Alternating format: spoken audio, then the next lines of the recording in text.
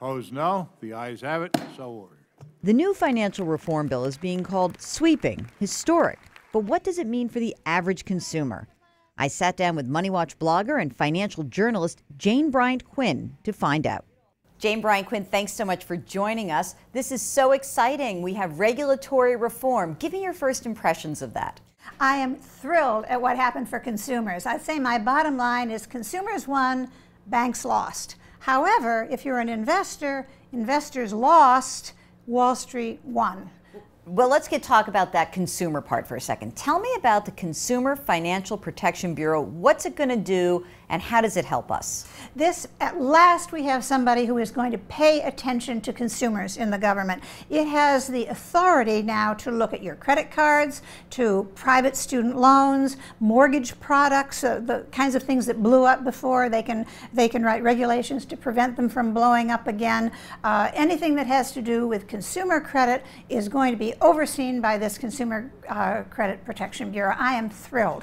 All right, but tell me what happened with the auto dealers. I mean, this is usually a family's second largest purchase. Why do auto dealers get exempt from oversight by the Consumer Protection Bureau? Because there are so many auto dealers. They swarmed the Hill.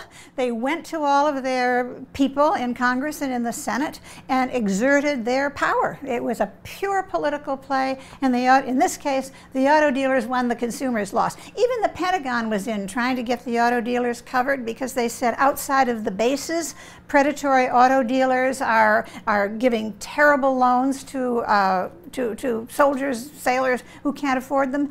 But the Pentagon made no difference here. The auto dealers have the political clout and they won. However, if I can say a however, let's do it. Payday lenders who are absolutely abusive lenders with triple-digit interest rates for people when they come to the end of their rope and they have no other place to borrow. The payday lenders have been able to operate virtually free. Now they are going to come under control. So we've got mortgages, student loans, payday lenders, some credit cards. How does the credit card piece enter in with the Card Act that was already passed? So how do they dovetail with one another? The Card Act was passed simply because existing consumer so-called protection agencies in the past 10 years have not been doing their job. They theoretically could have done something 10 years ago about abusive subprime credit cards and all of the other problems that people have been having. They didn't do it.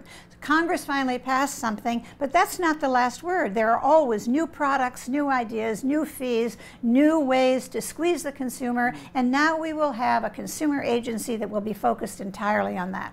So in addition to the automakers who got a carve-out, it sounds like big investment companies got a carve-out.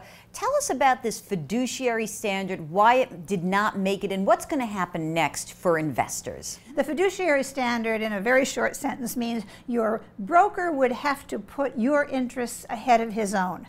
Right now, he doesn't do that. He puts his own interests first, and you don't even realize that. So what we had hoped was that the standard called fiduciary would come in and brokers would have to put your interests first. That didn't happen. So when I say investors lost, they lost the fiduciary standard. However, there is the SEC is going to be able to study this for 6 months, and if they come up with a positive study, they do have the authority to put the fiduciary standard back. So now what consumer agencies have to do is be all over the study to make sure it's done right, to make sure that they've got right data, so that we can help persuade the SEC to do its duty. So what do you think is going to happen? The SEC is chaired by Mary Shapiro. She used to head an agency that was a self-regulatory agency that fought against the fiduciary standard.